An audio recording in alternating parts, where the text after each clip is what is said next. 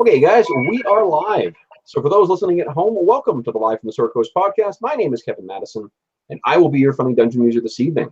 Tonight, we are continuing on with our ongoing campaign, playing Mongoose Publishing's Traveler 2nd Edition.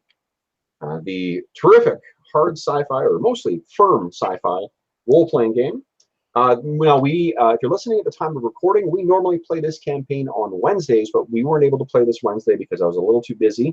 So we're having a special makeup session tonight on Friday. So this is going to be a little bit longer than our usual sessions, but same cast and same characters. So speaking of our cast, the 2 stars of our regular campaign, I will go the order you guys logged in. First up, Jeffrey.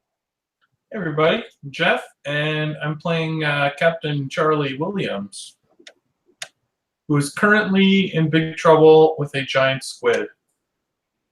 He is in trouble with Or he thinks it's a squid. Yeah, it was a native. Although who looks like a squid. It looks like a squid. And the other star of the Wednesday sessions is Steve O. Yo, I am playing Miltiades Gavros, a naval commander and scoundrel. Nice. So let's do the old camera shuffle here, guys, and get ourselves into Roll20. I'm actually in Roll20 already, so I'll just turn my camera off. We'll go to screen sharing, applications. That's that. Present to everyone. All right. Oops, wrong button. Okay, so and then I'll refresh this so that my camera is active. So what do you guys recall about the last session? Where do we leave our travelers? In a cool cave next to a little pool and being stared at by some sort of cave dweller. That is correct. So Steve, you're going to want to hop into Roll20. Because I don't see you in there yet. But this is, actually, once you get in, I'll show you what's what here. Oh, poor Charlie. You got the ghost of Oberon haunting your profile. Oh, yeah, my image is always. So I could change that. Actually, if you've got a photo of Terrence Stamp, you can change that. Yeah, I should say while we're waiting for Steve to log in, so the two stars are the significant travelers in this campaign. Charlie Williams is played by a young Terrence Stamp, and Steve's character, Miltiades Gavros, is played by Jean Reno from I'm not sure if he's in all of them, but he's certainly in the early Mission Impossible films and The Professional. Correct. In addition to a bunch of other things too, but that is in the movie version of our campaign. That's who is playing them. So, guys, what you saw in the carving, you may remember that on that island there was that temple, or that sort of carved wall that seemed to have been etched with some kind of very fine, high technology device, like a laser scalpel or a laser drill, and concealed by the shadows cast by that wall was an entrance into an underground, not cavern, but an underground chamber. And within that chamber, we found a bunch of exotic writing on the wall, and or designs on the wall, and that's what you saw. Let me make it big for those listening at home. These depictions of stylized tentacles coming out of the water and stars falling from the heavens.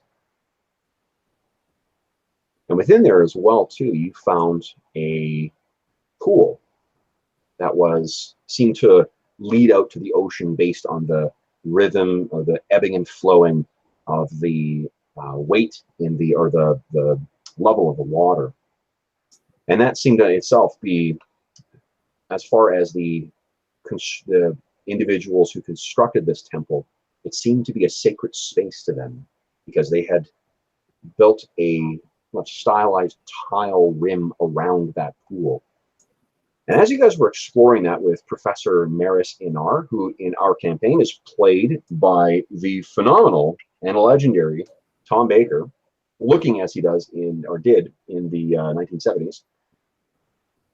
And he found that Professor Anar noticed something that you two hardened military men did not, which is that someone has entered the cavern.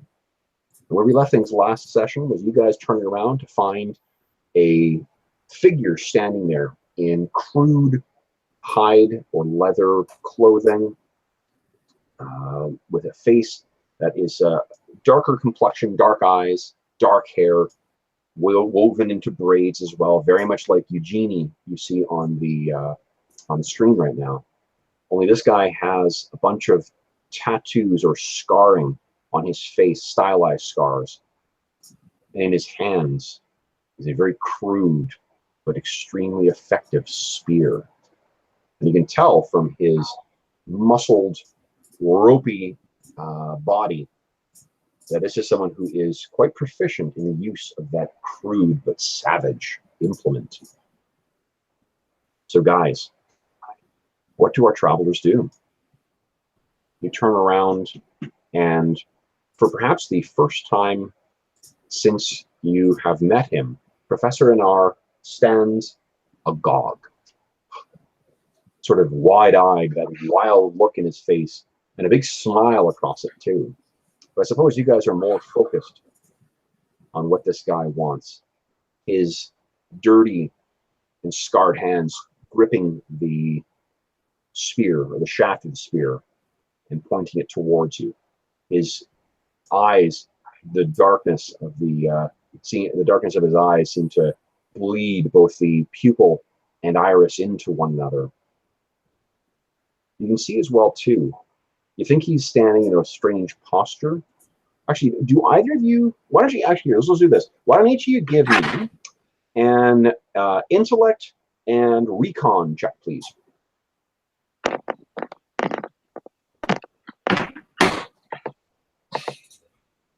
Intellect. Yes, please. Whoa, look at you. Oh, Both of you guys. Okay, so both of you guys notice different things. Miltiades, what you notice is, well, Miltiades is just so happy he's keeping on rolling.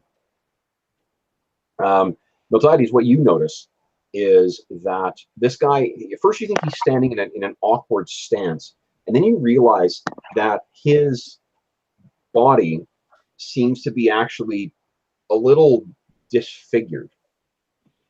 So his shoulders don't quite square up properly. And then for you, Charlie, you rolled really, really well. So what I'm going to say is actually you look at this guy and you're studying his face, and he's got like it's like a grotesque cartoon where one eye is slightly bigger than the other one. You think he's squinting at first, like Popeye style, but then you realize that no, this is actually his face. And I think that with a role that well, what you recognize is that in your time doing, sort of in the Scout Corps or the Imperial Stellar Scout Service, yeah. That you've encountered these kind of places, and the last time you saw this was on a habitable world that it was inhabited by humans who had been trapped there for many centuries and still had survived, but because of this on that particular planet, because of the roiling superstorms that sort of like went over or roiled across the planet, it made it very difficult for ships to safely land and take off. So they were alone for a very long time, and whoever the original settlers were on that world, there were not many of them, which meant that that planet had a gene pool that was about ankle deep. Mm. So this figure standing before you, if you were to guess, is the product of many generations of inbreeding. Oh. Me is looking at the two of you and sort of muttering in some. He's not really actually saying anything at this point. He's sort of just agitated that you guys are in here. Are either of you guys trained in medicine? Yes, I am. Yeah, guys, anyone who's trained in medicine, give me a medicine check, please. And I'll give you a boon on it because this is a pretty straightforward thing. And education? And education, yes, please. Oh yeah, I do have it. Ah. Yeah, I thought both of you guys had some training in that. All right. So Miltiades, both of you guys. So you're both obviously aware, your characters are aware that in addition to physical deformities, there can be cognitive or psychological deformities as well that come with, unrepentant inbreeding. Mm-hmm. So what are you guys going to do? Yeah. So do we? Do most characters speak the same language around here, or No, remember that. Well, like we don't know what language he speaks, or we would have had some idea coming in here. So there is Galanglic is sort of like the like another common tongue, but it's the language that was spread by the Second Imperium, and the Second Imperium collapsed. Oh, you know what? I'm gonna take a look at my fancy library data thing here, and I'll tell you precisely. Right. So he probably doesn't speak Galanglic or whatever. Well, remember that not only does, because of the history of Marduk, because it fell at basically like around the time of the collapse of the Sindalan Empire, which was about 2,600 years ago, give or take. Yeah. They at best speak, whatever language they did speak before, it's been because they're so insular and xenophobic, that their languages are so debased that it's just unrecognizable. Remember the difficulty you had with getting the translation stuff working with your whatever pads from before? Right. Your compads, like effectively your smartphones, right? Okay. That's enough information. I turn and look at Maris and I'm like, Doctor, this is your business. Speak to him. Yes. Yes, of course. Hello. Hello there. And he's starting to step forward and move towards this figure. And and he starts speaking in a dialect of Galanglic that really just like, it sounds like maybe if you're really strained, you could guess what some of the words are. You know, like when you hear another language where you're like, oh, I think I know that word is the same thing as in English. It's sort of like that kind of thing where you're hearing words, you're like, you say island? What? Please? Like that kind of thing where you're picking up the odd words, but no context whatsoever to it. Okay. And he's saying this and going forward. And he says, the guy with the spear, the islander, sort of looks at him and his eyes are darting back and forth between you guys. His sort of malformed face twisted up in a kind of mixture of confusion and anger and fear, probably. And he, Professor says, "Please don't grab your weapons, gentlemen. We certainly don't want to alarm this gentleman at all. It's we want peaceful interaction. We don't know how many of his friends are here." And you hear kind of a like, from outside of the outside of the chamber. And he says, I don't believe he's alone. Yeah, Charlie puts his hands up and he says, I think he wants us out of here. I would tend to agree. Quite astute, Captain. Commander, hands up. Commander. Put your hands up, Commander. We wish to. Your posture is. Sorry, what's that, Steve? Miltiades puts his hands up. Sorry, go on. Oh, very good, very good. You're quite intimidating to them, I suspect, Commander. Now, and he begins speaking to this guy again too, and he's sort of like moving very carefully forward, his hands up, and the guy sort of like backs up a bit, and then he realizes that he's not being like cornered. So the guy sort of scampers to the side and then gestures towards the stairs for you guys, so, as if to say, like, get going, get up there, get up there.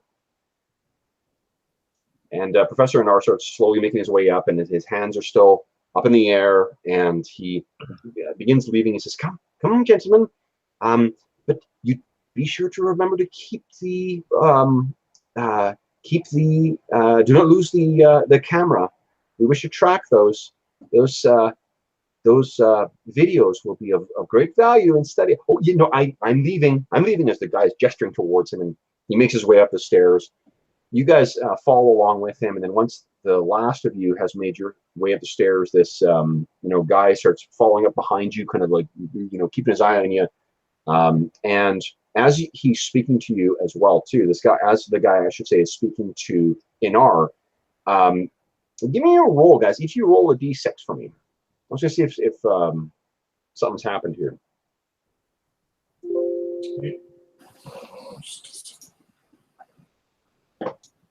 D6.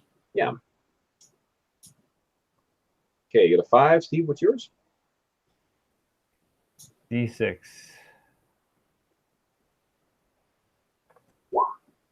Okay, roll again, guys. Tie breaking, please. 4 from Steve-O and Jeffrey. Dang it. Ah! 6. Okay, so Charlie, do you want this to happen to you or to Miltiades? Doesn't matter. Your choice. It can happen to me. Okay, so as you're walking out, you actually forgotten to turn off your translation feature on your comm unit. So it starts saying, kind of like, blah, blah, blah, blah. Dog, what hat, dog, stare. Dog, what hat, dog, there. Mm. And this guy is kind of gesturing at you. And it's then repeating back, or struggling to try and translate. And it says, threat undecipherable, so threat untranslatable, untranslatable, untranslatable, stare. Threat untranslatable, untranslatable, stare. Tree untranslatable, untranslatable, threat. Mm. And you guys make your way out of this. The passageway or the stairs leading up are really not that far. It's really only like, maybe a 5 or 6 foot step or set of stairs up to one landing, and then another 5 or 6 feet worth of stairs leading up. And as you guys walk out back into the bright sunlight and that lush, deciduous jungle that you had left before, you sort of, and remember, like, the climate and the if you think of sort of like the islands just off of Vancouver or off of the west coast of BC, that's sort of what the flora is like here. So you step out and you're looking around, and these guys are all kind of, and there's a whole bunch of these guys who look very much like, like what our friend who discovered you guys was like. Each of them has their own. They all look like they're obviously, it's not a joke to say that they look like they would be related, but they are quite, they all have some sort of distorted or like greasy skin, or like one of them's lost all the hair, so it only grew on one side of its head. Another one's got sort of like an oversized foot. So it's just sort of there's a total pack of probably about I shouldn't say pack, these are people. There's a total group of about I think about 10 or 12. It's tough to see because they're all sort of moving around in an agitated manner, and they all look very, very similar, apart from their unique deformities, of course. But they all have similarly crafted spears as well, or javelins. Some have like little crudely made sort of like quivers, or not scabbards, but I'm not sure what you would call it. I guess it's a quiver where you would keep a javelin, like a brace of javelins is kept in it. And they're thin, like they're not like, big things. Like the kind of spear you'd put in do you guys know what an atlatl is? Yeah. Yeah. Jeff, you know what an atlatl is? No. So an atlatl is that thing that it's basically like one of the early tools that was made by primitive men, which is basically like a thing that helps you throw spears. Have you ever seen that? Like it's a little like stick, and then it's got a kind of a part carved at the back, so you can rest a smaller spear in that stick, and then you just sort of like whip the stick forward. Right. It just okay. Yeah. It's a primitive tool. It gives extra force to the spear, and that's what one of them has got. He's got this sort of thing up in his, it's kind of like, and is watching you. There are a couple of women amongst this group as well too, but equally deformed. They look like hideous versions of Eugenie, to be honest. So, Inar gets up there and he says, "Oh, it appears that this island is not uninhabited. This is most unusual and exciting. Perhaps if we could just get them to calm down a bit." And he starts to step forward towards the group, and they all sort of like, and start shouting at you. And again, you hear your translation program unfortunately communicates tone as well, so it's sort of shouting out of your pocket. Mm-hmm. And then the guy behind you sort of like, and he's bagging at your pocket, wherever it is. He's sort of whacking the spear against it as if like he's concerned. And then does it translate both directions, Kev? Once it identifies the language, it does. Yeah. Okay. Right now, I'll pull it out and show it to him. Okay. So you reach into your pocket. Let me think here. I'm just going to roll it randomly and see how they react. Do you want evens or odds there, Jeff? Evens. Evens. Okay. So he sort of like, they all jump back as you go into your pocket and you pull it out. And I mean, it looks very much like a cell phone, right? Or like a present day sort of smartphone type thing. It can do more things. So you pull it out and it's still like chirping away. And you can see that it's, I picture it being in a little bit, imagine like what a modern cell phone would look like, but in an OtterBox type thing. Yeah.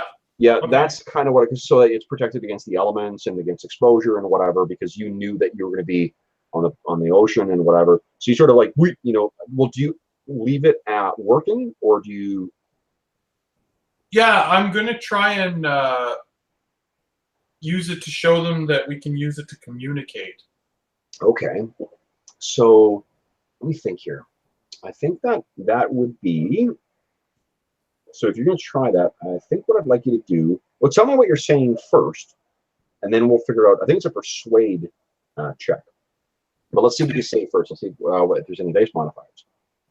Well, I'm going to try to, say hello into it, and then have it say it in different languages, and maybe try the one that it thinks they're speaking. Sure. Okay. So you say what?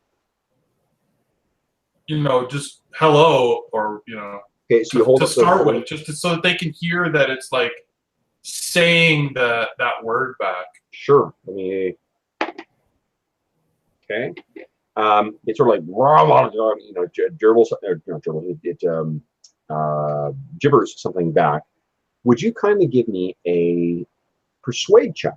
No modifiers. Persuade and social, please. No modifiers. Okay. So I think it doesn't seem like it hasn't communicated in their language, but it seems like it's something close, because when you say that and it sort of garbles back something, they all sort of like, sort of look at each other, and they're still jabbering away in whatever their twisted dialect is. So by getting them to talk more, I'm assuming that's helping the program to analyze what they're saying. So next I'm going to try saying friend and letting it translate that back to them. Sure. Let me see how well it's done so far. Okay. Give me another persuade check. No bonuses or negatives. It's not quite there yet in terms of the translation. Okay, I find that there. Whoa, even better. Yeah, nice. Okay. So you say that, and again, it sort of gets going, and then I think that what's happened is that one of them, it's dawned on them that you're trying to communicate. And Professor Anar says, "Very clever, Captain, very clever. That is, keep going, keep going." And the thing is trying to translate his language or his speech into this other. Hold on, let me think here. I don't think it is. I think that the default setting for that program would be to translate the user's voice. Right. I think Because so otherwise, too. If it's a smart enough program, then. Yeah, because I mean, otherwise, I think it would just be constant gibberish. Like you could probably, like if you wanted to set it so that it always translates everyone's stuff, I'll let you do that. Just I think that at default, if everybody's got one of these comm units, then the way to understand who's talking and who's being translated is it's probably set to default only the one person. Right. And in fact, I think that it would be trying to mirror my own voice when it outputs in what it's trying to be their language. Yeah, totally. No, I'd buy that. Yeah.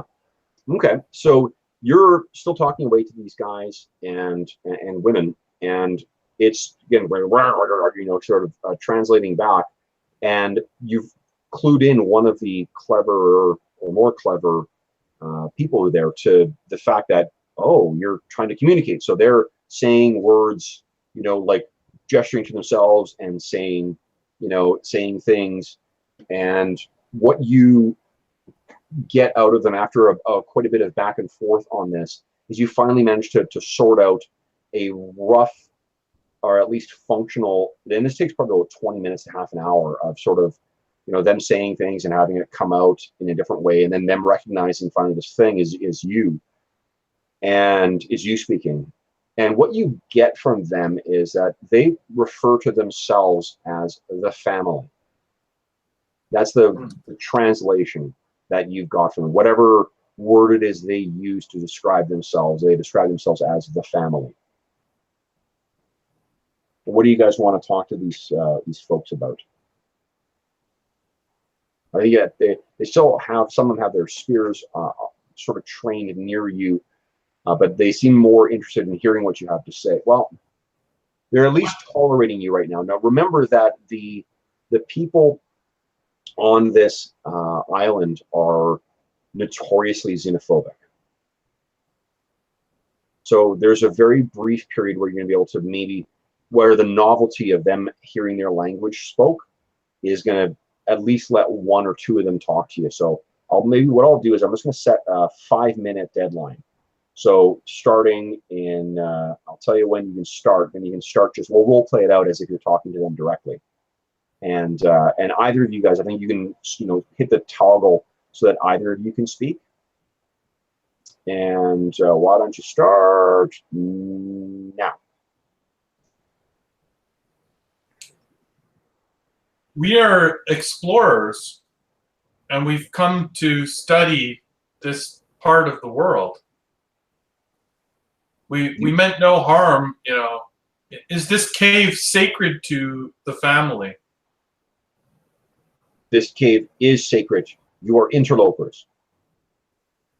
You are not forbidden here. You are from elsewhere. It seems like there's a split between one of the younger guys who actually one of the older guys who is sort of curious about you guys, and then the rest there's one young one, like one young sort of buck who's quite fucking angry with you. Buck, I said that's a horrible, terrible fucking phrase for it.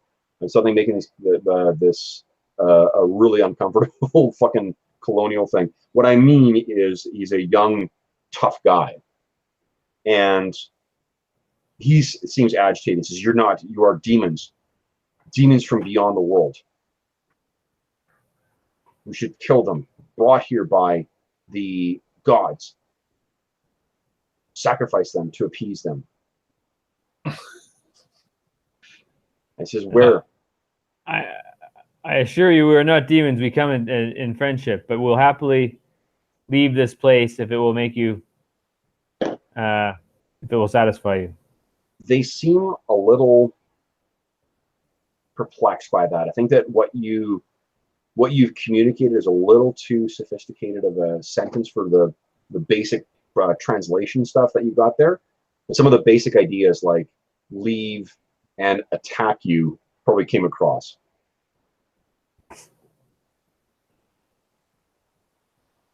they seem sort of a little agitated by what you said.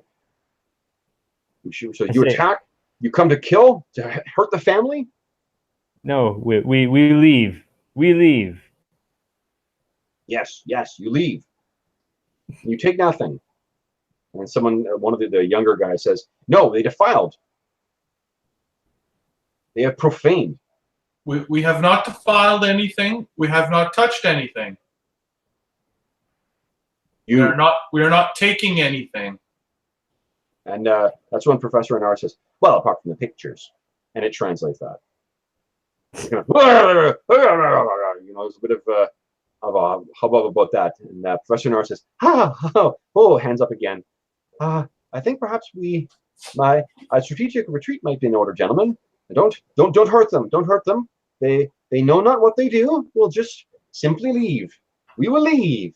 We will leave. Commander, tell them we will leave. We will leave. Sounds good. Just don't say anything else. Very good. We will leave. So he's slowly sort of backing up, along the trail, or sort of is backing up, and he's sort of looking around, and he's like, I don't know where we came from. How do we get to the boat? Do either of you guys have survival? Yeah, I'm pretty good at survival. Sure. Give me a survival check, will you? I'm afraid I don't. And it's going to be relatively, well, no, it's going to be the average difficulty. You're amazing. Holy shit, you know exactly where to go. Yeah, no problem at all. Don't worry, Doctor, I know where to go. This is Professor.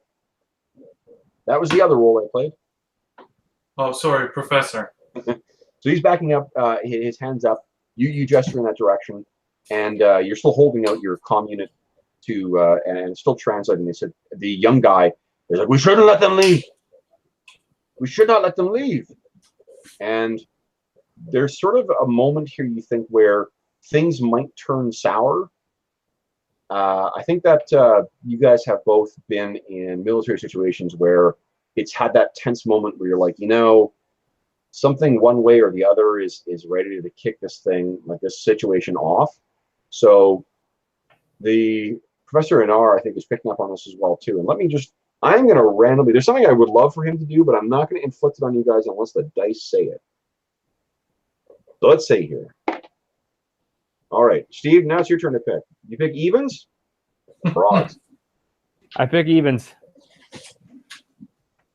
You're lucky man. So the Professor Anar is listening to you. He does not turn and bolt, which is what I wanted him to do.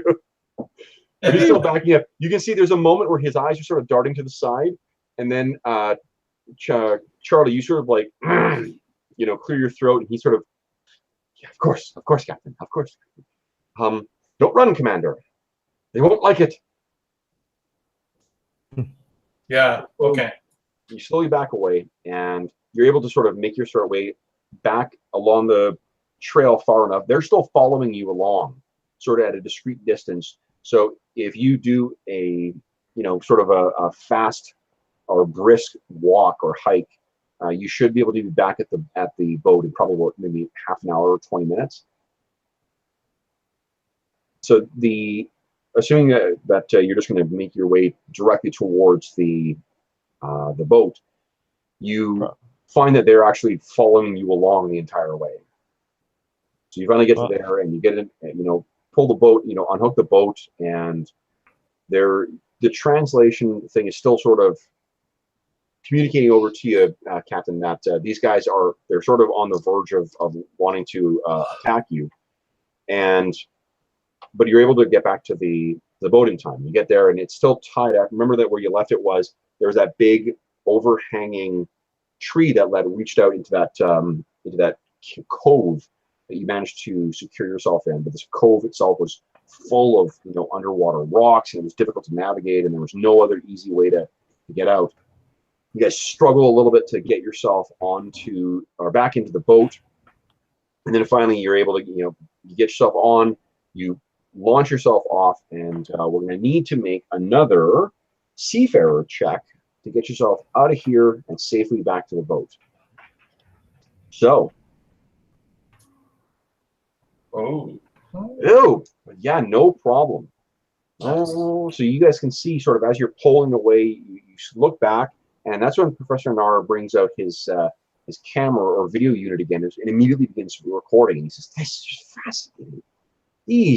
The tribes within the Reinich Archipelago are quite xenophobic, and the contact between them is so limited, but they know instinctively that to breed amongst your own is to guarantee yourself nothing but a dead and corrupt bloodline. But these people did not embrace that. Their xenophobia was so strong. They stayed only amongst their own for those thousands of years. Fascinating. Don't you find that fascinating, Commander?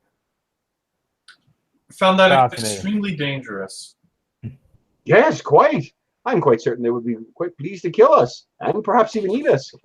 Cannibalism is not unknown among some of these degenerate groups.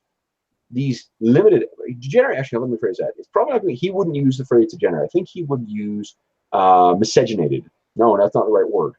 Miscegenated is mixing of races. That's absolutely not what he's talking about. He is talking about inbreeding, I guess. I can't think of a cleverer way to put it. So imagine that Professor and R used a much more clinical and clever name. The genetic corruption that occurs without healthy influx of new genetic material has led to this. What made them stay on that island, or what prevented them from leaving?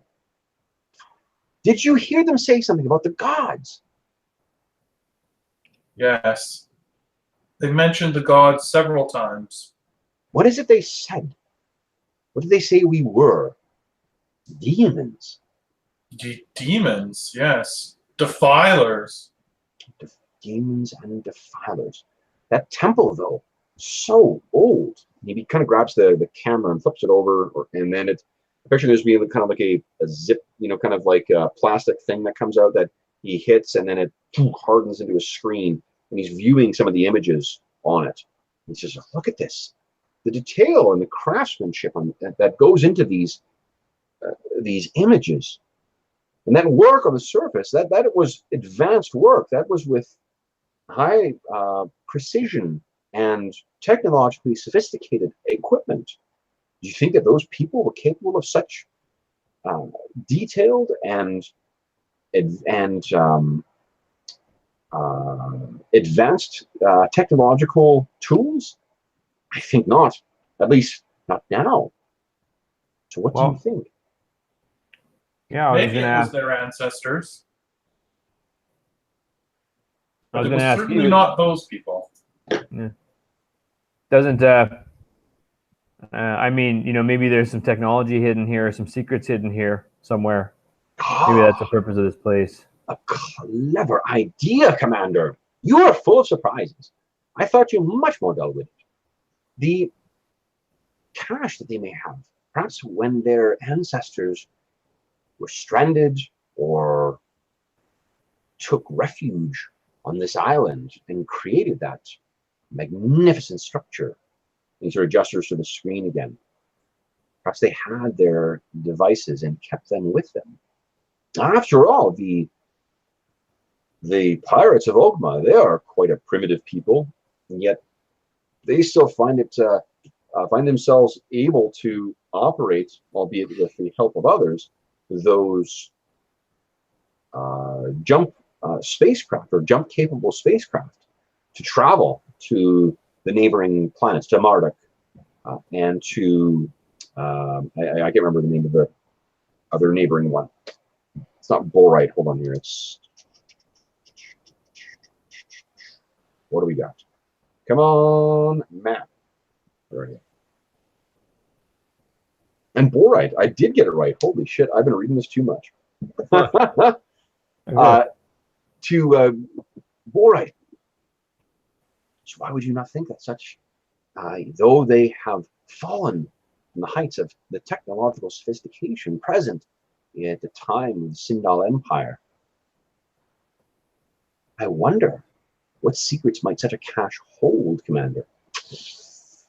Fascinating. How does it relate to these? And he sort of flips to that same image again of that tentacle coming up. These gods. He hits the button and that plastic thing sort of like softens and zip, rolls back up inside the camera. He says, why do you think they would have carved them in the first place? Do you think they are the ones who sank those vessels? And as you guys are traveling along, he gestures underneath the waves to where the sunken ships were as you guys are traveling back towards Lightfoot. Do you think they're the ones who sank this? And if so, why would they keep their gods out? Maybe they were fleeing their gods, and over time, their religion was distorted and debased so that what they once feared, they now revered. It could be. It's very plausible. So many possibilities. We must find more evidence. Ha! But there's so much to study now. So much to study. Captain, can you not hurry things up here? And you guys are still sort of moving along on the river. You guys have like several minutes still to, if you want to add anything in or ask Professor anything, or if you want to talk over anything. What do you guys make of this? What do your two characters make of this situation? I mean, it sounds like Captain Charlie has certainly encountered, these kind of horrifically inbred communities before. What do you think his response was that time? How do you think he how did that turn out? I think that Charlie has a lot of sympathy for the family. Yeah. Trapped on this island, obviously stuck here by, their own beliefs, and thus, left with no one else to continue their family than themselves. So they've got themselves in this sort of genetic mess. So he feels very sorry for them. Yeah, that makes sense. How about you, Miltiades? What do you think? What does the commander think of this whole situation? The commander is seeing dollar signs if they can find any old tech or anything like that. I love that the commander has two priorities in his traveler career: getting loot and getting women. Let's hope he's better at getting loot than he is at the latter. Got to specialize on something, yeah. Yes. So, you guys make it back to, unless there's anything else you guys want to discuss with the professor, you guys make it back to Lightfoot, where you're greeted by the Corelli family, by Captain Elaine, by her husband Mitchell, by their son Jace, and his fiancée Eugenie. So they help you up to it's actually Jace and Mitchell who help you up. Eugenie is not on deck, and Elaine is sort of standing back and watching what's unfolding. So she sees Mitchell, helps the professor up, and the professor is sort of like jabbering away, and he's telling both Mitchell and Jace, having not been asked about it, what he found there. Natives! We found natives on there! And they were quite inbred, quite horrifically, incredible deformities. And quite dangerous, Professor. And Mitchell sort of looks at him and is like, yeah, congratulations. And he looks at you guys to try and figure out what the hell happened. And then we'll recount sort of what happened, a little more articulated than the professor does. So, and Jace says to you, so are you planning on going back then? We look at the professor. The professor is gone. He's below deck. Okay. He's going right to his quarters because he's got research and photos to study. Well, if we do go back, we'll have to be much more prepared. And Mitchell sort of looks at you. Jace is the one who's at a loss for words. Mitchell sort of says, well, are you sure that's a good idea? It sounds like you got out of there before the spears started flying. Well, true. I mean, if we go back, we certainly do not want to run into the family again. And that's when you notice that Eugenie is on deck now and sort of keeping her distance and just glaring at you guys. you imagine that what the reason she's on deck is because the professor is below deck now. As you may remember, they don't seem to get along terribly well. And she just sort of like blurts out and then catches herself. She says, "The family?" And sort of, you know, when you guys look over, she's has this look on her face like she regrets saying anything immediately as soon as she opened her mouth. And looks a little embarrassed. And well, more angry. I think she reacts, her sort of like default reaction to most things is anger first. Do you know the family? She, give me a, let's see here. I think I'm going to get you guys to make a recon and social check, please. I'm going to make a, let's see, what would she be making? I think deception. Yeah, let's see. Okay. Oh, man, I should not have been rolling my Battletech dice. Oof. Wait, what are we rolling? Recon? Recon and social. Okay.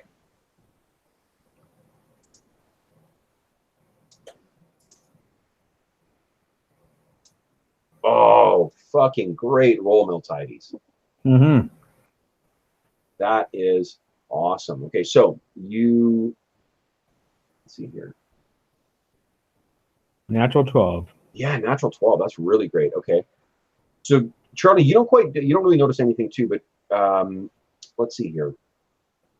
So I think that Miltides, what you have realized is she's blurted, knowing what you've known about Eugenie. You know that she is an islander. You know that she is someone who is from one of these, not one of these like, you know, crazy inbred, like the Marduk equivalent of like backwoods Kentucky. She's from one of these other tribes that just has a sort of a xenophobic attitude. It seems as if, you know, you would think that she'd heard about like the boogeyman or something like that. That's the sort of like blurting, stammering out, and that's the reaction that she's got now, as if like an adult made, you know, some embarrassing childish reference, and then immediately was like, well, I sound like an idiot. You know, like if imagine if, you know, like you're sleeping with your, you know, in bed, and then you hear a noise elsewhere in the house, like a creaking of the house settling, and you immediately yelled out, "Ghosts!" Right. You know, you suspect she probably does not want to talk about it in this circumstance. Mitchell and Jace are sort of looking at her like, they're not quite sure what she's upset about. Like, they don't know what the family is. So I sort of change the subject. I say, all right, well, let's pull ourselves together. I think we should do some more exploring of the coastline. There is more. This is only one island of many that are part of the Reinich Archipelago. There's still a lot of other islands you can still explore. Okay. We will go downstairs and suggest to the professor that we try checking a different island next time. I agree. There could be so much more of this. But I must, if you require me for anything, I shall be in my quarters. I have so much to study. Fascinating work. Good work today, Captain. And Commander, very good work today. And then he leaves and goes and locks himself in his room. And you can hear him talking to himself in, you know, through the closed door. What do you guys want to do for your evening? It's been a pretty eventful day. It's probably only like mid-afternoon or so. Is there anything you want to do before we transition off till tomorrow? Maybe go have a drink or two. You read my mind. That is absolutely called for. So you guys get in there, and you're looking around through the, you know, through the cabinets and stuff like that, and you can't quite find, you know, a drink. I think you guys are maybe muttering to each other about this, and that's when you hear sort of someone clearing their throat, and you turn around, and it's Mitchell, and he's got a bottle in his hand. Says this was brought in for me. Drinaxian Brandy. Beautiful. Well, it's not every day that you survive contact with undiscovered tribe, so it's a little something special. Now, just for context for you guys, actually, let's see how much you know about this. Why don't you give me a, let's see here, I think it'll be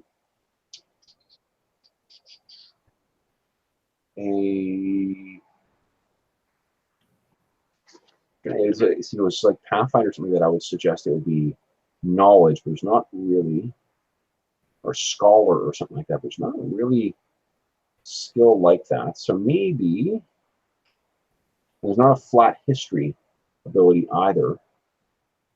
Actually, the folks who are listening at home have actually been quite helpful before in terms of what skill should be used. So if anybody has suggestions as to what skill I should have used, please feel free to leave a comment in the comment section, and I will make sure to use the right skill. That's actually how I figured out that it was recon and social that you're supposed to use for like insight. So I think, absent any other kind of suggestions, what I'm going to do is ask you to make just a education check. I think that sort of reflects of just how much you know about the area.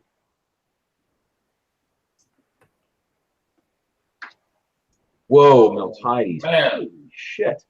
Nice. Yeah, so you actually are able to date this, the date of this. So the reason that Drinaxian ale is a big deal is because Drinax, and this is something you really know, Miltiades, Drinax itself was about 200 years ago, was absolutely fucking annihilated by the Aslan Hierate.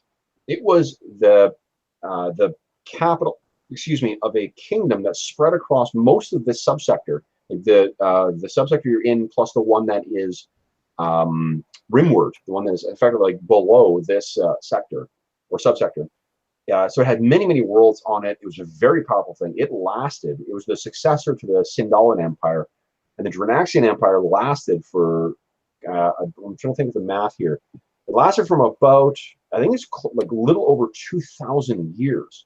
Then 200 years ago, it got a little uppity, and at the time, it was this garden world. Like it was so advanced as and equal to any of the most advanced civilizations or worlds that are part of the Third Imperium. So, crazy robotics and like the most advanced tech that you can imagine is present there. And the capital itself, the throne, the dragon throne, was part of this flying city, this wonderful sky palace that served as the seat of power for the king of Drinax. Unfortunately, because they're trying to squeeze the Aslan Hierate too tightly for their money. And remember, the Aslan are those lion guys, right? Like the lion-looking guys from very far away. There we are. Where are you guys? There they are. Rawr. Lion men. Right. I remember those guys. Yeah. If you sort of think of like the next generation, the way I'm thinking of them is as sort of like the next generation depiction of the Klingons, where they're like these like savage warriors, but they have a distinct code of honor, and there's like clans and families and stuff like that. Well, they pissed off the Aslan enough so that the Aslan arrived and they fucking razed the world to ashes. Everything other than the flying palace. So the sky palace remained. They let the king of this empire stay on his throne, but they reduced his world to ashes. Now, in the 200 years since this happened, they still remained on Drinax and tried to keep up. Like all the people who have survived, the survivors of that apocalypse on the planet have degenerated into basically, if you think of like Mad Max type stuff, that's what has survived on the surface of Drinax. But in the sky, there still is all these, phenomenally wealthy and sophisticated and educated people who have just sort of kept things going. But in order to do that, they've had to sort of jury-rig the Sky Palace to serve or to provide all the services that it didn't normally. So like the hydroponics, the gardens have become hydroponics based to grow food and stuff like that. So knowing how limited stuff is there, that's how rare that Drinaxian brandy is, because the amount that they can spare to distill down, you know, the amount of produce they can spare to turn these grapes into this, you know, this alcohol is exceptionally is an exceptionally rare thing in any given year. And this particular brandy looks like it actually there's probably some kind of advanced preservative so it can last this long, but it's probably like a, you know, predates the annihilation or the fall of the Kingdom of Drinax. This is really a quite expensive thing this guy's sharing with you. So these things are plunked down. He, you know, pours some drinks for you guys, and he said, and Mitchell says to you guys, "All right, cheers." So, and he flumps down at the table with you guys. Do you expect to go back to the islands, or will there be other plans now?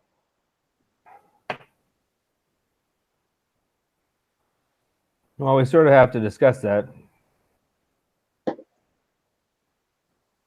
Well, we're at your disposal. Obviously, we've the Lightfoot is yours. You tell us where to go, and the captain will take it there. But word comes from the captain that none of us are going to that island with you. And any other islands you wish to explore, if that's what you're gonna be finding on there, he raises the glass up to you guys. You'll be on your own. So, not surprised. Kind of tips the glass towards you and says, "I wish you nothing but luck, and don't get me wrong, I'm not a coward, and certainly not hiding underneath my wife's skirt, but you two strike me as the type who can recognize when and stoves elements on and not put your hand on it. That island, Yes. that element's on." Indeed, that element's on. So, any idea where the professor wants us to go next? He has not said, so I guess tomorrow awaits another adventure. You Space Navy types. An adventure, that's what you call it. And he takes a sip out of his brandy.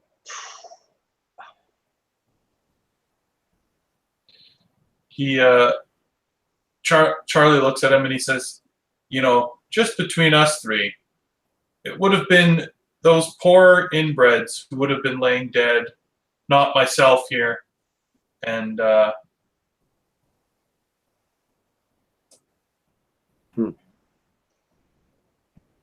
What branch did you serve with, Captain?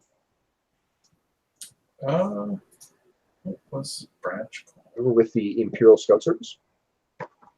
The Imperial what? It's the Imperial. Hold on here. I can tell you the specific name here. It is the. Oh, you know what? I'll go to my library book again too. Fucking love this thing. I wrote down I was a third officer sergeant, but I didn't write down for who. I believe it's the Imperial Interstellar Scout Service. Okay. But it's the IIS, because I was calling it the Imperial Scout Service for a while, but this weekend when I was this past weekend when I was reading some stuff, yeah, it's the Imperial Interstellar Scout Service. So the IISS? Yep. That's what he would say. He would call it the IISS. He's just the bushwhacker. That doesn't surprise me that you would see this as an adventure then. Yeah. Commander, what about you? Another adventure you see it, or? Well, I do like my adventures, I admit, but I don't know. I smell interesting opportunity here. You said that you were with the Imperial Navy, right? That's correct. Retired? Yeah. So you feature or fancy yourself a treasure hunter now, eh? I guess that's one way of looking at it. Well, you wouldn't be the first. I thought that the Imperial Navy had a better pension than to leave it to you to try and find your fortunes on a blasted rock like Marduk, but Well, I'm not going to check into the old age home just yet. no. It's good to hear, I suppose. I have some work, but please, he puts the ball down and says, don't drink it all, but help yourself to another glass.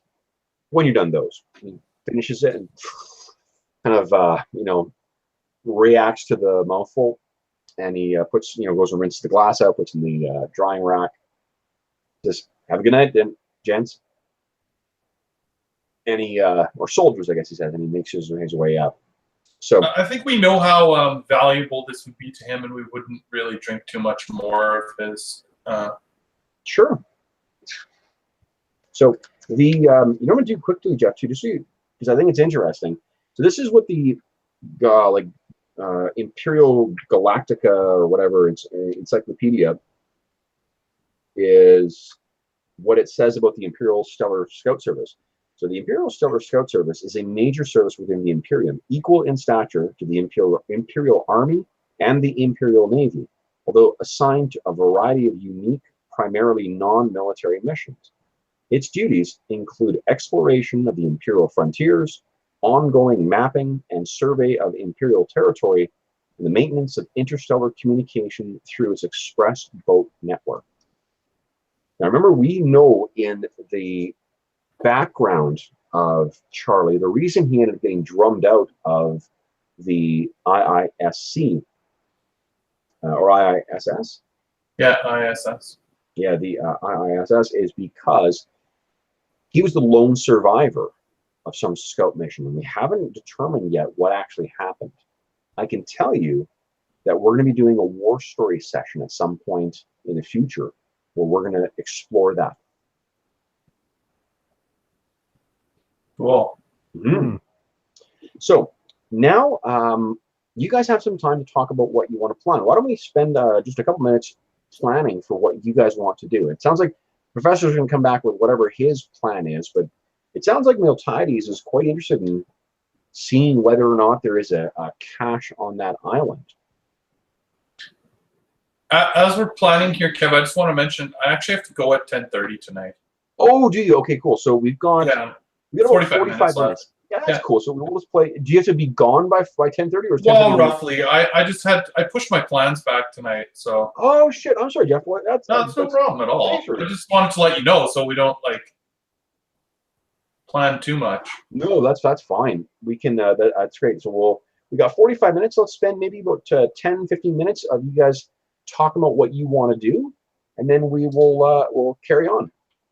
So what do you guys think? What do Miltiades and Charlie think? Well, Charlie wants to try to understand what kind of value you see here, Miltiades. What do you think we could find? Old ancient treasure? Just any evidence of the past civilization would be worth something. Maybe some artifacts. Yeah. Because you rolled so sort of well on this, I'll just give you some context. So remember that in the Traveler role-playing game, there are different technological levels, right? The TLs? Right. Yeah. So the TL that you guys were capped at for starting the campaign was TL 12, which is pretty advanced. I mean, certainly way beyond what we have now, but it's certainly not like the bleeding edge of science or technology in the Traveler universe. The sort of peak of technology in the Third Imperium is TL 16, which is really advanced. That's like portable fusion guns. That's like really crazy advanced stuff. That's force fields. That's incredibly complex and difficult. Like battle armor, or not battle armor, battle dress, which is like giant power armor that can go toe to toe with tanks that are at lower technology levels. Oh wow! So TL16 is no fucking fooling around. Like, it's really crazy advanced. So we might find, maybe we could find, maybe this, whatever was here was a higher TL level than our. Well, what you do know is that Marduk fell when the Empire of Sindal fell. And the Sindal Empire at its peak was TL16. It was absolutely equal to the heights of the Second Imperium and the Third Imperium. Incidentally, the Kingdom of Drinax at its peak as well was a TL16 civilization. When this world burned as a punitive action by the Empire of Sindal, and Sindal was based on a world called Noricum that's actually fairly close by, relatively speaking. But when Marduk burned, if it was at the same technological level as Noricum and as the Empire of Sindal, it was a TL16 thing. So there could be potentially a lot of very advanced technology somewhere on this island. Right, totally. And we signed a deal to help the professor, but we have not like signed any contract that he owns everything we find or anything like that. No, and because Marduk is a naval, or at least has a substantial amount of naval activity, I think that there are probably laws regarding, or at least strong customs regarding salvage, which is to say finders equals keepers. Right. So at the very least, we would be splitting it with him. Yes. Yeah. With and potentially with the ship. Right. With the whole crew. Yeah. But let me think this through here. The crew was commissioned by the professor, and you guys were commissioned by the professor. I think that the crew would not have a stake in it because they are employees. Okay. See what I mean? Like, because they're not the ones. Right. Like, if you guys independently go out, unless there's something in your contract respecting salvage. Oh, you know what? Fuck, in ours, a xenoarchaeologist, I'm pretty sure your contract would turn all salvage over to him. Because if he's thinking that you're going to find, evidence of the gods of Marduk or something like that, he probably has that written into his contract. And remember, he's supported by an organization known as the Furtherance. Right. So we would have to conceal it. So this is where they get a little conspiratorial after a couple drinks here. They're talking very quietly about, Yeah. We might have to conceal things that we find from the professor. Hey, I'm up for that. Do you think that the Corelli family would help you with that? Would they turn their eye another way, or do you think they'd rat you out to the professor? I think that we would be paying them. We would be handsomely rewarding them with some of the profits. So I think they would turn a blind eye or assist us. Okay, so I'm going to make a secret roll for your basically, like, whether you judge their character, their character correctly or not. And I love it because so far Miltiades has proven to be the worst judge of character because he still thinks that the captain wants him. Hey, the odds say I got to be right one of these times. You're the guy who walks around a bar and asks every woman to dance with him. Exactly. You want to dance? No. How about you? No. You in the back? Huh? No. You there with a drink? No. All right. Next table. Yeah. Okay. So let's see here. I got to take a look at your stats here, guys. I should actually look and see if Hero Lab has a traveler thing. I'd love to have a PDF of your characters rather than having to check on here all the time. Let's see. All right, so Captain Charlie, I'm looking at Recon, and your modifier is you've no training in it, which means you get a minus. -1. So let's see what you get. Interesting.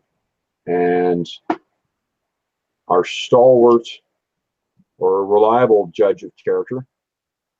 Hey, I like your picture there, Miltiades. I just noticed you had one. Check it out, Steve. Yep. That's cool. Oh, nice. Good. And then Charlie, what do we got here? Charlie. Although you are substantially older than that figure.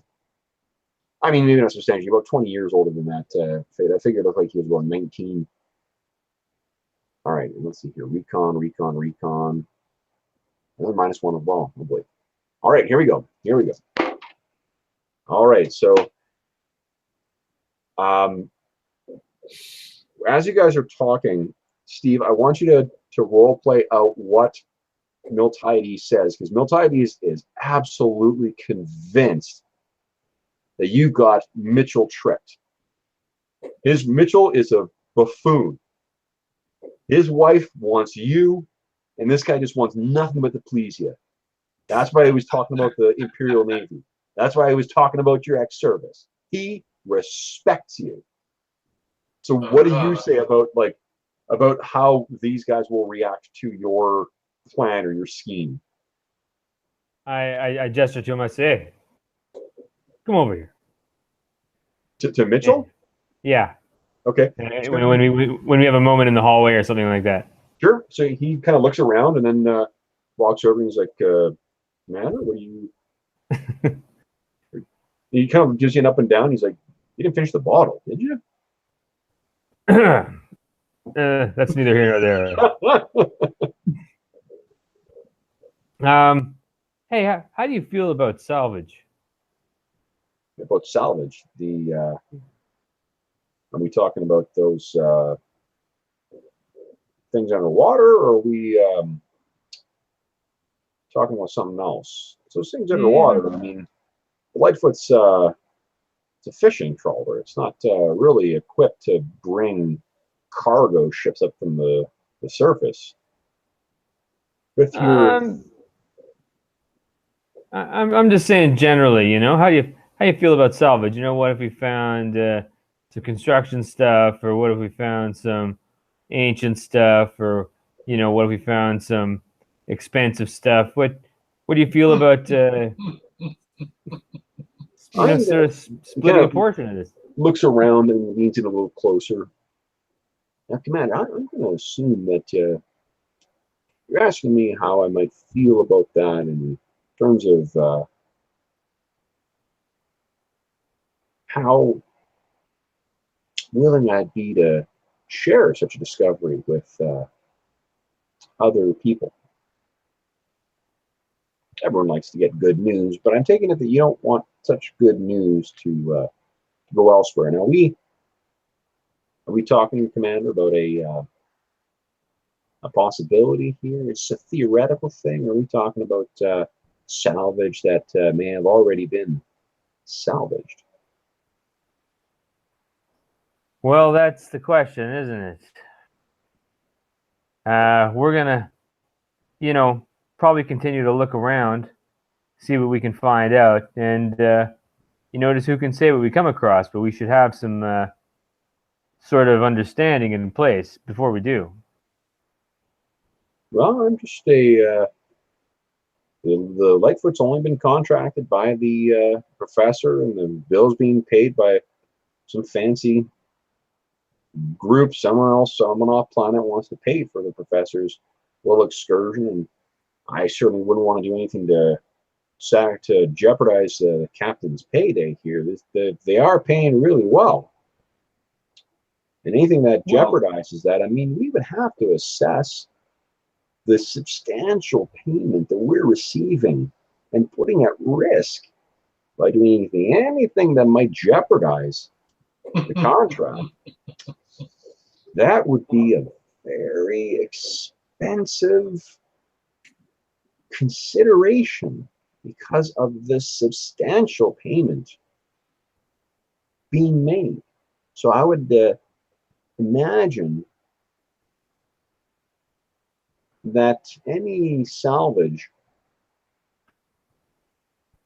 that would not be subject to, he probably wouldn't talk that fucking way. He says any other salvage wouldn't get scooped up by, say, the terms and services of a service contract when you're hired to go and uncover things and salvage them.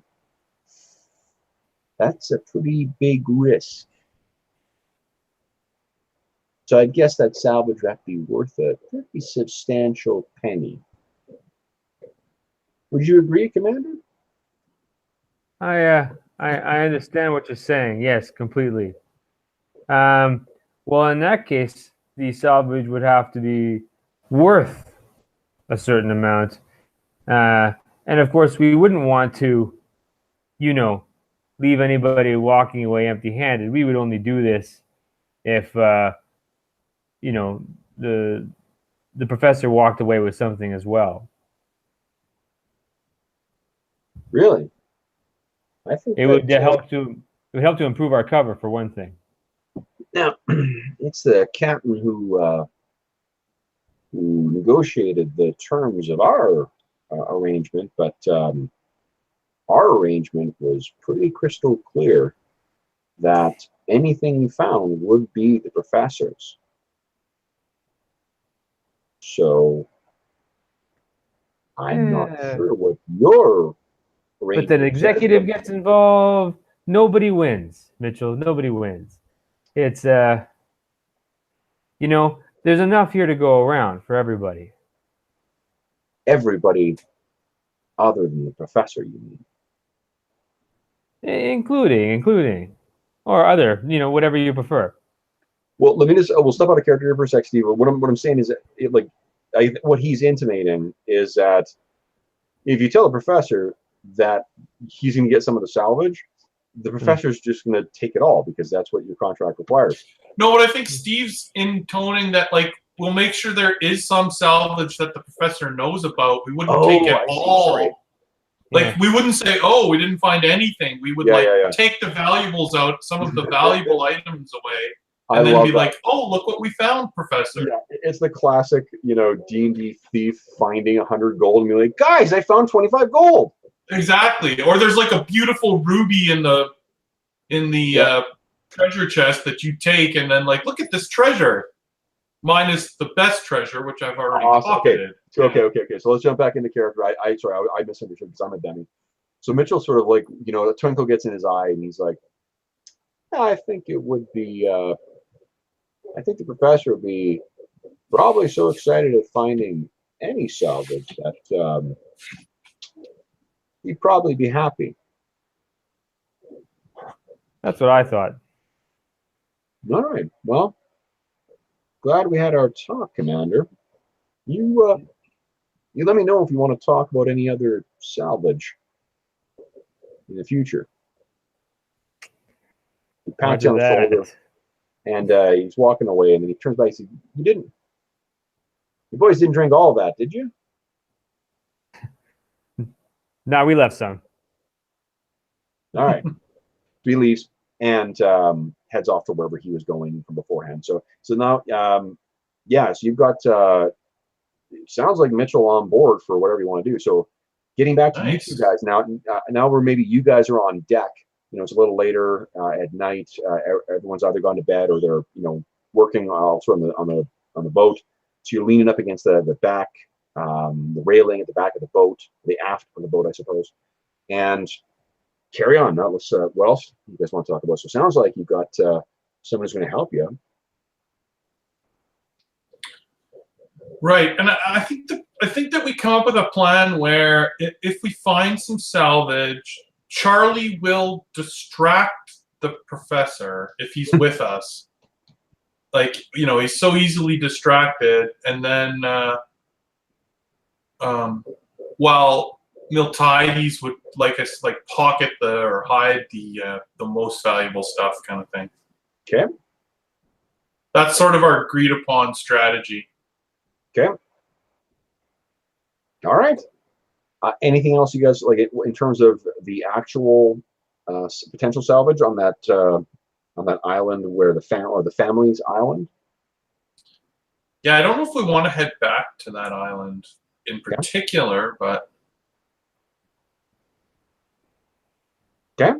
Well, just to give context to this here, the rest of the surface is full of, you know, folks very much like Eugenie, or like that other Marduk native that you met from before, where they are, you know, xenophobic and insular and speak their own kind of languages and whatnot too, but the ambient sort of technological level here has dropped down to, I believe it's like TL5 or TL6. Oh, okay. Yeah. So this is the sort of like the equivalent of, like, you know, maybe World War I era at best, where you know, there's some crude manufacturing that's going on, but or relatively crude manufacturing, but not anything substantial. So for the most part, while the civilization was an advanced one when Marduk burned, it for the most part, like, there aren't these other caches. The reason this island is different, and why it's sort of, I think you guys sort of think about this in the first place, is because they never left and went anywhere else. Mm. Right? So it is this particular island where we think we could find some stuff. Yeah, like if you're thinking, yeah, because I don't want you guys to be, there is a, I'm not saying there is anything here necessarily, but like, this is effectively like a time capsule. Right, exactly. I know what you're saying. Yeah. So our characters think that we should try and return to this island in such a way where we are not seen by the family and have time to actually look around. It's possible. I mean, it's been, like I said, about this place burned, I believe, it's between 2,400 and 2,600 years ago. So this is like the difference between now and like the late, like our present day period, and like the late Roman Republic. You know, like it's a huge gap in time. So how big is the island itself, Kev? The island itself, this particular island, is probably about maybe a little bit larger than like Manhattan. So it's like, I think like a mile or so, because I mean, it would have to be, these people, there's enough, it's maybe even a little bit bigger than that, but there's certainly enough game and you know, flora here to be able to support this, you know, this group of inbred people. So it's got to be it's going to be large enough so there's an ecosystem that could support those people, with some fishing thrown in as well. But so there's probably a lot of space to cover. Now, just to give you guys some insight into some of the technology that's available at different tech levels here as well, there are a wide variety of different types of scanners that are listed in the Central Supply Catalog.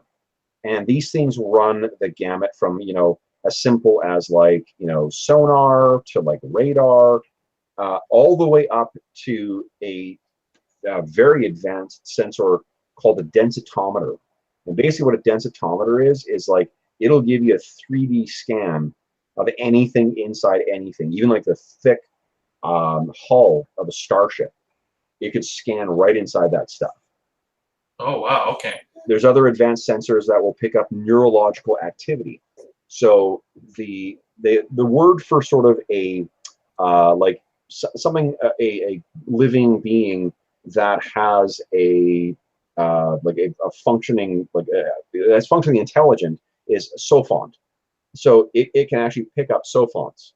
So, you know, other either humans or human strains like the Villani or the Zodani, or, you know, like other living things that are sentient, like the Aslan, the Vargur, the Kukri, the Droin, or any of the other, you know, multitude of alien species that inhabit the Traveler universe. Right. I'm just like trying to imagine if we could like create some kind of a diversion on one side of the island, you know, light a fire or something that would draw the family over there, and then use our boat to zip around to the other side and have a bit of time to look around where they're distracted. Sure. Well, remember how these people view the world. You know, maybe that would help you with right, like they're scared of it. They think that the gods are real. So yeah, and you know, your experience with that other group of that other community, and I think it's I think that the planet is actually called Susanna Wold. It's another place in the Reach that you encountered. And it's not that everyone who lives on Susanowall is, you know, a degenerate inbred person. It's that there was one community that you encountered that was like, oh fuck. But anyway, your experience dealing with them is that because if people grow up in an isolated environment, like both of your characters know you've met other spacers. If someone grows up in a orbital habitat where it's all cans and tunnels and stuff like that, a wide open sky and a horizon freaks the fuck out of them, and their brain doesn't know how to process it properly. Right. Similarly, if you grew up in an asteroid or something like that, where you're around dark tunnels and stuff like that all the time, and artificial light, same type of thing. You know, where a different circumstance, being on an open ocean, can just do fucking wonders to your inner ear, to your brain, because it doesn't know how to process this experience. These people, while they're not, you know, they didn't grow up in a orbital habitat or, you know, dug into an inhospitable world, these people have a similarly sheltered existence. Plus, they've also got probably a schwack of cognitive or psychological issues from their genetic damage that you know, centuries of inbreeding has caused. So that's the stuff that you could maybe use to your characters will be aware of that. That's stuff you might be able to use to try and trick them. Right, try and mess with them. Yeah, yeah. You could take the boat out and fire off some shotgun shells when you can see them, and try to get them to gather, and then light a little bit of fuel or something on the water to make a fire, and then shoot off a couple of flares and drag it out, and then have some other people take the sub around to the other side of the island or something like that, and then sneak on, do a stealth mission. How are you going to get the sub? Well, I guess here's some preliminary issues I see with that. Remember what the approach to the island was like? Right, it's very dangerous. We probably couldn't pilot the sub in there. Yeah, and then the sub isn't a vehicle that's really designed to like go up onto a beach. If you try to bring it into too shallow of water, it's likely to run aground. I guess the other issue is, how do you hide that from Professor Anar? Remember, it does require. Well, I was going to suggest that we do it with Anar as a means of getting him onto the island so he can look some more. Okay, so that means you have to convince him to go back here. Right, try to convince him that there's more to see on that first island we were on. Yeah, the family's island. Yeah. And so, but then also try to, like, you know, create a diversion, scare them, something to give us some time to look around without them having their spears in our face. Yeah. Right. Maybe we could do some kind of a technological display that would confound them. Yeah. So let's see. Let me grab the. I imagine that the boat has very similar. Has equipment that's very similar to what you found on the shuttle that crashed when you guys first arrived on Marduk. So let's just take a look at some of the gear that might be on the beyond what you guys brought. What might be there? So right, like what would you be able to find to assist us on this little strategy? Yeah. So hatchet, a field medical kit, survival kits. I think it's probably like not cold weather clothing, but like you know, like a survival raft type thing. Bulk water storage containers, cold light lanterns. So what cold light is it means that it doesn't generate heat, so it wouldn't show up on an infrared scope or like a thermal scope. Water purification kit, and then each of the survival kits has a small knife, fire starting equipment, a cold light flashlight for about 24 hours, 6 chemical light sticks that are good for about 12 hours each, blanket or poncho and head cover. You guys remember those from walking through the rain. Water bottle, compass, light cord, a mirror, water purification tablets, and then a survival manual. Any of that sound helpful? Slim pickings. I mean, unless they're fascinated by a flashlight. Listen, I didn't mean to shit on the plan of the fire as well too. I mean, like that's right. Like even just like causing them to have a fire on their island that they have to fight and put out. Yeah. Like not a huge fire, but like a tree that's on fire or something. Enough that they would have to deal with it because this is their home. I mean, they have to protect their small ecosystem. Do you think even like a knowing who who they are and whatnot? Imagine you're them, and you found even just a giant bonfire burning somewhere. Right. Exactly. So you wouldn't even need to worry about accidentally burning the island down, right? Right. Like even just like a campfire, a controlled bonfire. Sure. Yeah. Right, and if it's far enough away from the cave where we want to spend more time exploring, then we know they're at least that time to head up there, put it out, and explore that area before they would be back. Yeah. Yeah, so it would just be a question of how much time you want to spend setting that sort of whole thing up. Unfortunately, I don't think you guys have any other really advanced sensors yet, so you don't, at least not with you. So it's not like you can really conduct a scan of the island. Right, like we don't have a drone or No. Right. So I bet you that's going to be on your to-get list for next time, right? Yeah, for sure. That'd be pretty handy. Well, okay, well, here's an idea. You know what? You mentioned the drones. You know what drones you do have? Oh, right. We do have those. Yeah, were they? They were. They're attached to the submarine. Right. Now those things are. I'm picturing those as being a lot smaller. Now, while you couldn't obviously travel on them, if you wanted to do something like set the drones up and then have them basically view the beach. You want to create a distraction on one side of the island, like you said, and create that distraction. You could then maybe use the drones to monitor that as sort of like a way of seeing like, oh, they've gone there now. Right. Oh, here they are. They're at the campfire now. Yeah. Yeah. They're investigating.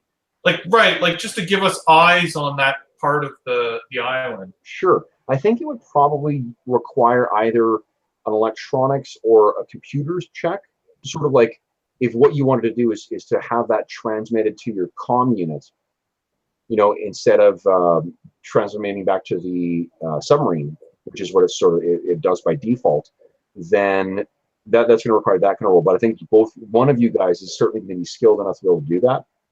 Yeah. Okay. I think we could hook that up. Okay. So that'll give you eyes somewhere else on the island. And there's 4 drones on the sub as well. I'm not saying you need to necessarily use all of them, but I mean those are available for you. We could use them to scan the bottom of the seafloor around the edge of the beaches, see if anything sank, and then also look around the beaches to see what's on the island. You bring up a good point, actually, Steve. You know what? There are pretty advanced sensors on there. I wonder if you guys could recalibrate those to just train them on the island. We could try. Yeah. So why don't you give me so let's say this is, I think I'm picturing you guys over like several beers, you're having this conversation, as you're kind of going through this plan. So you guys, sneak on the deck, you're sort of like, making sure no one's watching, and you get yourself down into the submarine, and you begin fussing around with the sensor. So I think what this will be is an electronics sensors check. Electronics. Yeah. Now, one of the options I want to give you guys is if there's something in this game called staged challenges, I believe. Let me just double check to make sure I got that right. And I think it's a really neat way. Basically, it's the traveler equivalent of task chains. It's basically like the way that you can sort of aid another in this. So if you guys can think of something you could do beforehand that might be easier, and I don't necessarily know what that is, that would allow you to make one skill check, The result of that skill check may give a bonus to the next one. I see what you're saying. I've got a Yeah. specialty in electronics computers. Could I use that to assist With with the electronic sensors? Yeah, I think that you're sort of, yeah, sure. Like you're sort of trying to, put the input from the various cameras together to get a really comprehensive view or perspective on what's on the island. Sure. So why don't you go ahead and give me, I'm going to switch back to the chat tab here. So give me a computers check. Let's see how you do on that, and that'll dictate us. Whoa, shit, that's awesome. All right, so because the task chain succeeded so well, Jeff, you're going to get a +1. Are you the one who's going to make the computers sensors check, electronic sensors? Sure. Okay, so are you trained in electronic sensors or just electronics in general? Just electronics in general. In general, okay. What's your specialty? Power? Oh, okay, yeah. So that's not helpful in this circumstance. But why don't you give me a roll with +1? So you have +1 to the result. And hold on, you told me you wanted to spend extra time on this, right? That's what I heard. Oh yeah, we are going to take all the time we need to get this right. So remember, when you take extra time, guys, you get a +2 to your dice result as well. Nice. Yeah, so +3 in total. Pretty right. good. So, and that'll be electronics and intellect. Holy shit. Wow. Holy shit. Okay. Wait, so why is it -1? how is it negative? Something's weird there. Hold on. +-1. But you're untrained, but you have a modifier. That's My intellect is 14. yeah, Your intellect is 14, but it's you're untrained. +2. Are you untrained in electronics? Yeah, What? you're I have untrained. 2. What's No. the DM? It's the modifier. You're not trained at all. Oh. Okay, hold on. Oh, Then- sorry. I thought the 2 in that column meant that I was the trained. next column over is the one you want. And Oh, when there's well, a I would check have done mark. it then if that's the No, case. That's the thing. Like normally, I don't want to go back and bomb Berlin, but in this particular case, that's just ridiculous. You would never do that. Yeah, I thought that 2 in the DM column All was. right. So here's what we're going to do instead: is why don't you give me a mechanics check? Because that will be. Well, I also have engineer. Yeah. That's what I'm engineer, not mechanic. Give me an engineer. That's what you were saying. What you had training in. Give me an engineering check. Let's see how that goes, and we will. Oh wait, no, I'm not trained in that either. What? No, Right. I think you are. Hold on. Let's see. No, I'm not. Hold on. I'm trained in mechanics. Yeah, it's only mechanics. No. But okay, so you're trained in engineer. Oh, you're not. No, you are trained in engineer, but you got a 0. Remember that when you're doing character creation, when you do that first pass, you get a 0, or when you get certain skills, you get a 0 level in it. Oh, that's what that check mark does there. Yeah. Okay. That just means you're trained. So yeah, no, you're okay.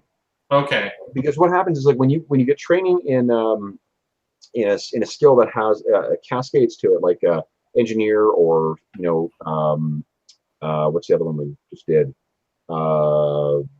Electronics. Electronics. Those skills, if you've got a 0, that means you're going to suffer no penalty to any of the cascades. It's only when you happen to get a better bonus when you're rolling for power. Oh, okay. Right. Okay, so let's roll engineering. So what's happened is that Steve, you have set it up such that the program is ready to start processing that stuff. You just need to get Charlie to physically, change the way that the sensors are oriented. So you can sort of picture you guys are in this, like there's a bank of screens in front of you. You're in that cramped sub, and you're like, try this thing here, over here, and then your fingers are flying across the keyboard there, Steve-O. It's a holographic keyboard as well too. You're hitting some stuff, and then you've got the program is ready to go. We just need to orient these sensors. So let's see how you do, Charlie. Ooh, it's a 7. So you took extra time and Commander Miltiades set up those programs to be incredibly effective. So it means you rolled a 10 in total. Yeah. With a 10 in total, there's this pregnant pause where sort of the screens go black and they flash up again. And you got sort of this sort of 3D replica of the island. And what you see is, I think that it's probably advanced enough that you're picking up the effectively like, well, no, you know, there'd be so many fucking biological signatures on there. But you're able to pick up where there is a structure. So where the family's village is, which is built basically into the side of this low hill that's located on the island. Heavily wooded, but that seems to be where all of the family lives. Interesting. Okay. And because you rolled 2 over the effect, I'll give you one other little tidbit too. There is a power source that is reading from within the encampment. Mm. And it appears to be a fusion source. Wow. So that's high tech then. It's definitely high tech. Much more than the level 5 that these people are. Okay, so the rest of Marduk has about a tech level 5 or 6. These people would be like tech level 1 or 2. Oh, okay. They're wearing skins and carrying spears. They're like Stone Age level, you know, in sophistication. Right. Okay, for sure. But that's when you hear, because you've got the you know, whatever, the hatch open, I guess. Maybe you didn't leave the hatch open. You guys tell me, do you think you would have left the hatch open so no one would see you in here, or would you leave the hatch open because you want to get the fuck out quickly? I don't know if we would be hiding what we're doing. Okay. So I don't think we would have worried about that. We would have probably left it open. Okay. So that's when you hear the distinctive voice of Professor Inar. Commander!